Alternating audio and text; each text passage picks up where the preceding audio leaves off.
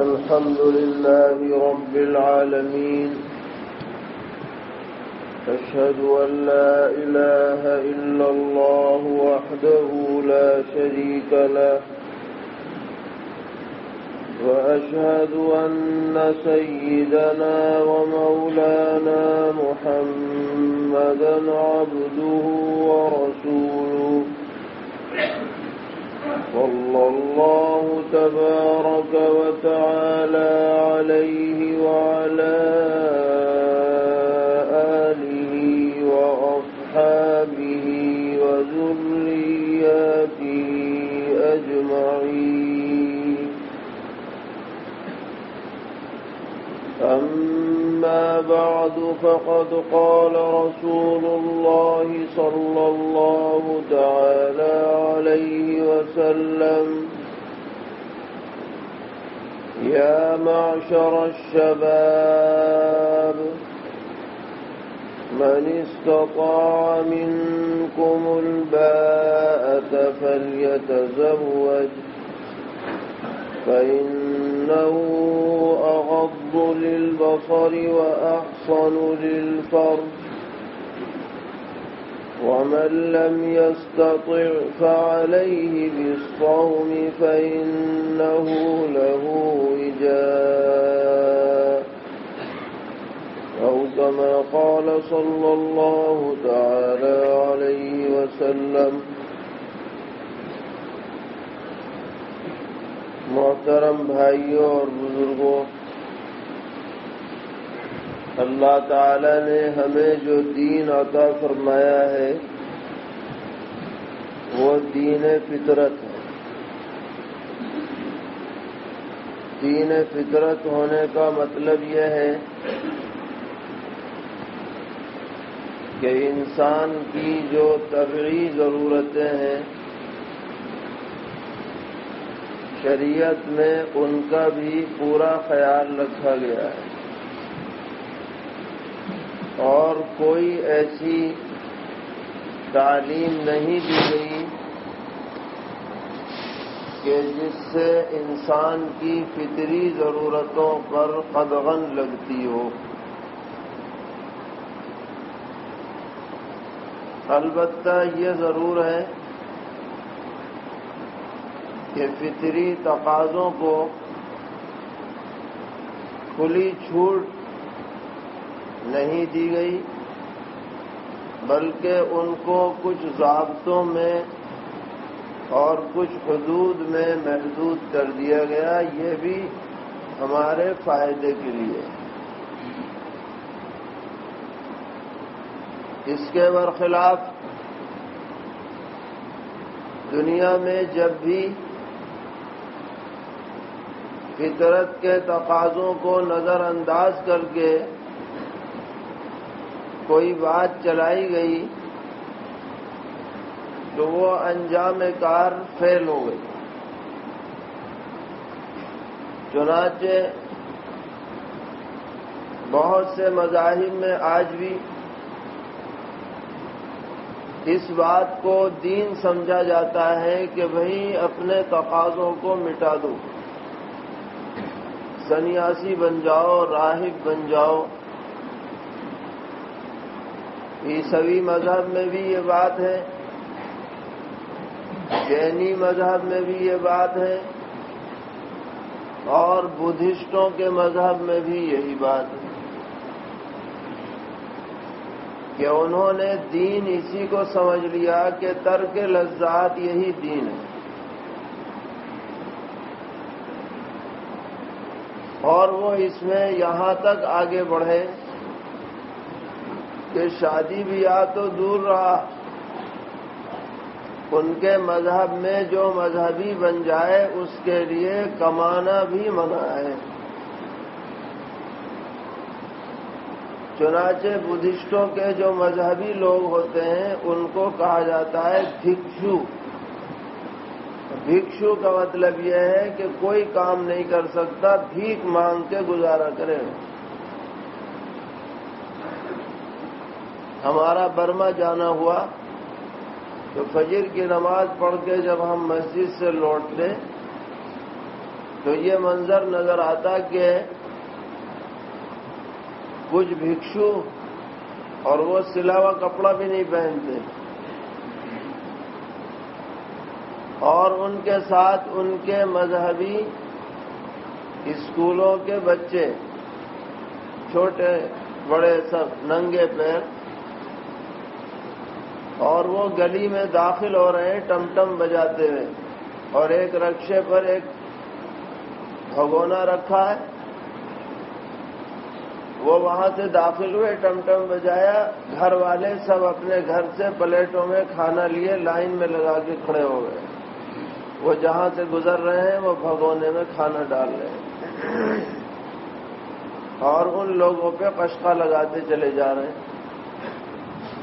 تو میں نے ساتھیوں سے پوچھا کہ یہ کیا قصہ ہے، روز نظر آ رہا ہے؟ تو لوگوں نے بتایا کہ یہ بھکشو لوگ ہیں، یہ کما نہیں سکتے، کچھ تجارت نہیں کر سکتے، ان کا کام اس طرح چلتا ہے کہ یہ سب جگہ سے کھانا جمع کرتے ہیں، اور 12 بجے سے پہلے پہلے جو کھانا ہے کھا لو، اب 12 کے بعد کوئی ان کھا نہیں سکتے، اب اگلے دن صبح ہی کو ملے گا۔ تو ایسے مذاہب ہیں، لیکن نتیجہ کیا ہے کہ چاہے وہ جنسی اعتبار سے اپنے کو الگ تھلگ کر لیں یا معاشی اعتبار سے اپنے کو الگ تھلگ کر لیں، اس پہ قائم نہیں رہ سکتے۔ جو اپنے کو سنیاسی کہتے ہیں، ان کی اندر کی زندگی جا کر دیکھیے تو بدترین زندگی ہے، جیسا ان کا ظاہر ہے ویسا باطن نہیں ہے، کیونکہ فطرت کے خلاف۔ اسی طرح معاشی اعتبار سے بھی وہ قائم نہیں ہے، دکھانے کی باتیں ہیں۔ اگر یہ چیز صحیح ہوتی تو سارے بدھسٹ ایسے ہی ہونے چاہیے تھے، کیوں چند ہی لوگ ہیں، یہ طبقات کیوں بٹے؟ اس کا مطلب یہ ہے کہ پوری طرح عمل نہیں کر پا رہے ہیں، کر بھی نہیں سکتے۔ لیکن اللہ تعالی نے ہمیں جو مذہب عطا کیا، جو دین عطا کیا، وہ 100% ہماری فطرت کے مطابق ہے، ہمارے تقاضوں کے مطابق ہے۔ دین نے کیا کیا ہے آ کر؟ فطرت کو مٹایا نہیں، فطرت کو ختم نہیں کیا، فطرت کے تقاضوں کو دبایا نہیں، بلکہ فطرت کو صحیح رخ عطا کیا ہے۔ یہ ہمارا دین ہے، اور وہ صحیح رخ کیا ہے؟ کمانا ہے، لیکن ان ضابطوں کے تحت کمانا ہے۔ سود نہیں لینا، جوا نہیں کرنا، رشوت نہیں لینی، کماؤ، بلکہ یہ کمانا بھی فرض کے درجے میں رکھا، طلب الحلالی فریضۃ بعد الفریضہ۔ اس پہ بشارتیں سنائی، تاجر الصادق الامین مع النبیین والصدیقین والشہداء والصالحین یوم القیامہ۔ اسی طرح اللہ نے ہر انسان میں جنسی تقاضا رکھا ہے، مرد ہو یا عورت۔ نبی اکرم صلی اللہ تعالی علیہ وسلم نے فرمایا کہ جو شخص یہ دعویٰ کرے کہ میں حصور ہوں، حصور، اس پر اللہ کی لعنت ہے، جھوٹا ہے۔ حصور کا مطلب مرد ہونے کے باوجود میرے دل میں کبھی عورت کا خیال نہیں آیا، جو یہ دعویٰ کرے وہ جھوٹا ہے۔ حضور فرما رہے ملعون ہے یہ۔ جب مرد ہے تو عورت کا خیال ذہن میں آئے گا، جب عورت ہے تو مرد کا خیال ذہن میں آئے گا، فطرت ہے۔ لیکن اب اس فطری ضرورت کو پورا کیسے کیا جائے؟ تو دنیا میں 2 نمونے سامنے آئے۔ یورپین والوں نے کیا کیا کہ بھائی جس سے چاہے، جب چاہے، جہاں چاہے فائدہ اٹھاؤ۔ تو نتیجہ کیا نکلا کہ وہاں انسانوں میں اور کتے بلیوں میں کوئی فرق نہیں رہا، اور سب سے بڑی مصیبت یہ آئی کہ نہ مرد بچے کو پالنے کو تیار، نہ عورت تیار۔ کیونکہ وہاں تو خواہش ہی خواہش سب رہ گئی. خاندانی سسٹم تباہ ہو گیا. بچے کو جو خالاؤں کی، پھوپھیوں کی، رشتہ داروں کی محبتیں ملنی چاہیے وہاں اس کا تصور ہی نہیں. وہاں تو اسپتالوں میں بچے پل رہے، نظام ہی سارا خربتے میں پڑ گیا ہے. انسانیت ہی فراموش ہو گئی. بچے بھی اسپتالوں میں پل رہے، بوڑھے بھی اسپتالوں میں پل رہے. یہ آزاد روی کا نتیجہ ہے. کوئی ماں باپ کی عظمت کرنے کو تیار نہیں. انسانیت کا جنازہ نکل گیا. اور جنہوں نے بندش لگائی ان کا حال میں نے بتایا. تو شریعت نے یہ کہا کہ والذین هم لفروجهم حافظون الا علی ازواجهم، کہ بھائی طریقہ یہ ہے، کنٹرول کرو غلط جگہ استعمال کرنے سے اور صحیح جگہ پر استعمال کرو نکاح کر کے. تو جو تقاضا تھا اس کو صحیح رخ شریعت نے عطا کر دیا ہے اور نکاح کی ترغیب دی. جو حدیث میں نے آپ کے سامنے پڑھی تمام جوانوں سے خطاب ہے.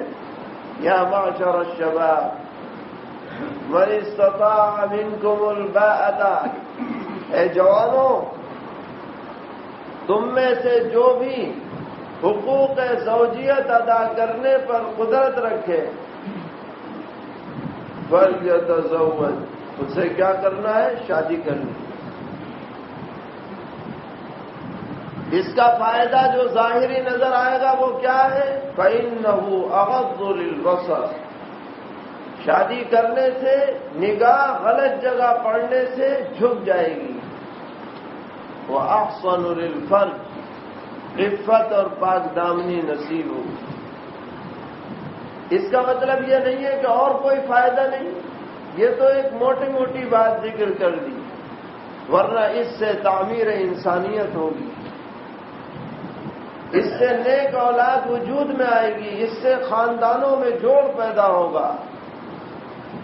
دنیا میں خاندانوں میں جوڑ پیدا کرنے کا سب سے بڑا ذریعہ نکاح ہے. پیغمبر علیہ السلام نے فرمایا لم تر للمتحابین مثل النکاح، دو آدمیوں میں محبت پیدا کرنے میں جو نکاح کو دخل ہے وہ کسی اور چیز کو دخل نہیں. ابھی نکاح ہونے والا ہے، پوچھا جائے گا دولہا میاں سے کہ فلاں کی بچی تمہارے نکاح میں دی جا رہی ہے، تو یہ سب مجمع کے سامنے کیا کرے گا کہ میں نے اس کو قبول کیا. بتاؤ کہے گا کہ نہیں؟ تو لوگ تو یوں سمجھتے ہیں کہ اس نے خالی بیگم کو قبول کیا ہے.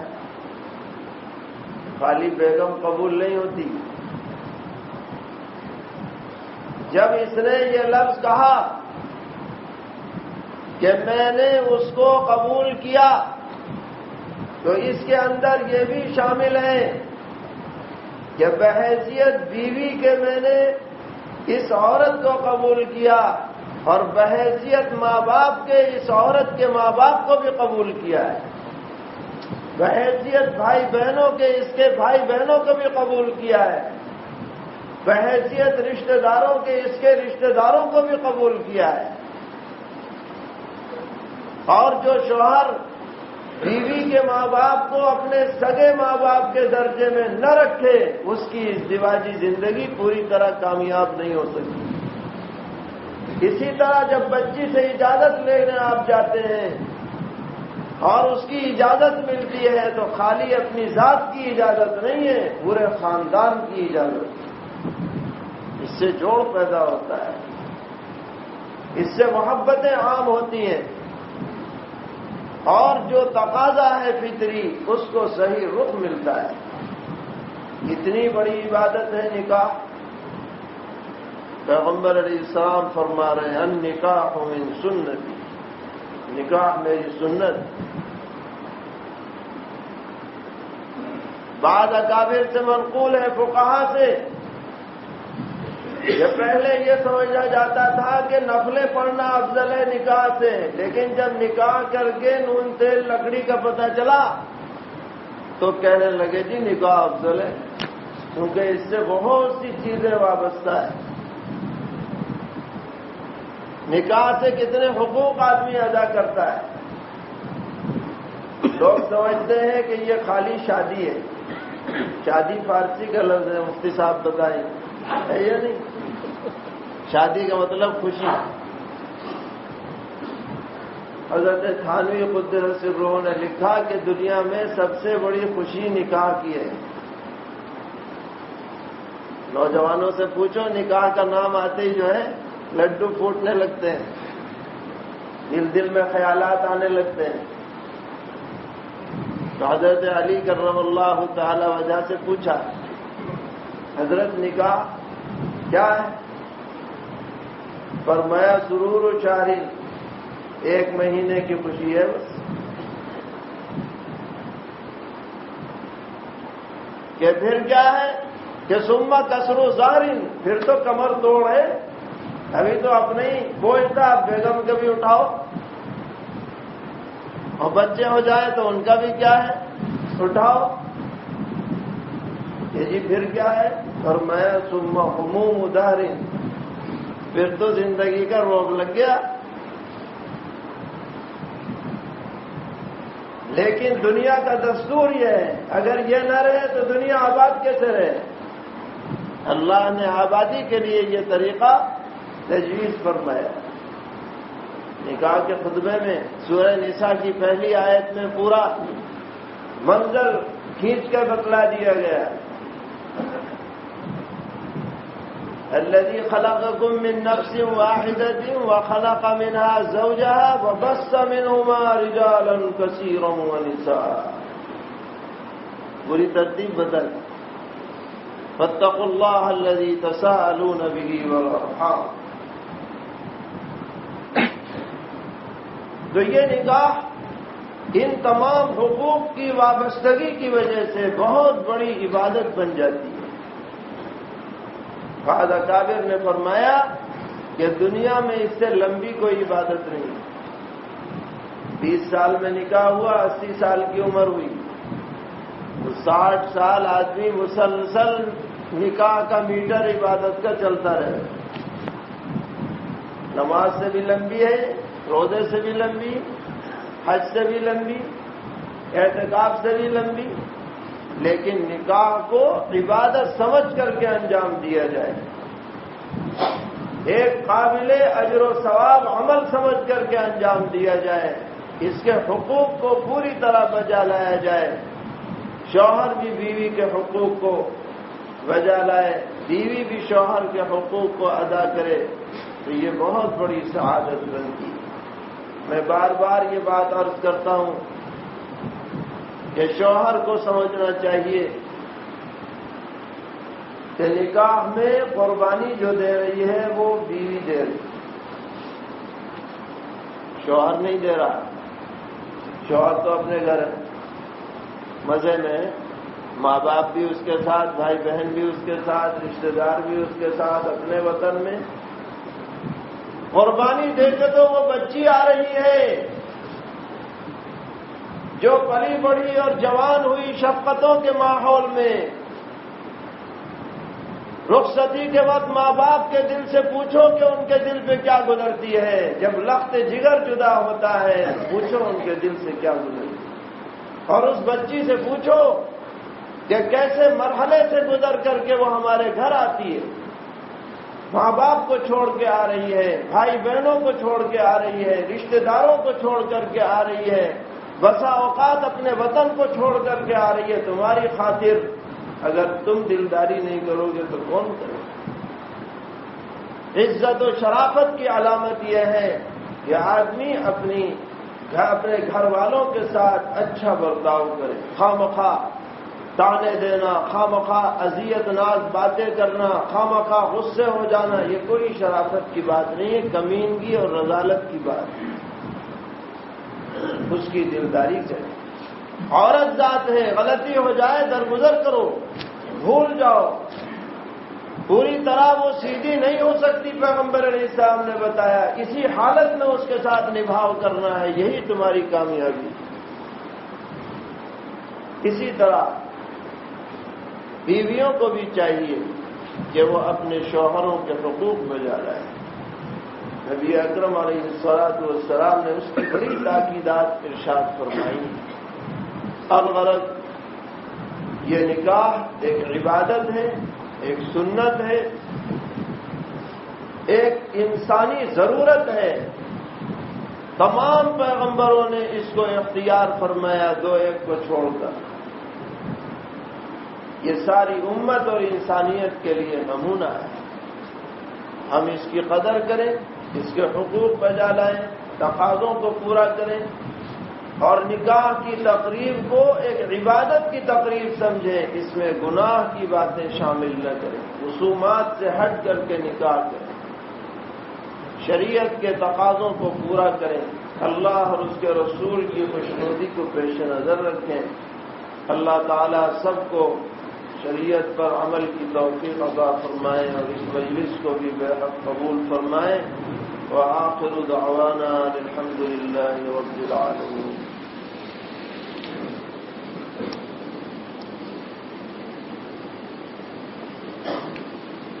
الحمد للہ رب العالمین۔ أشهد أن لا إله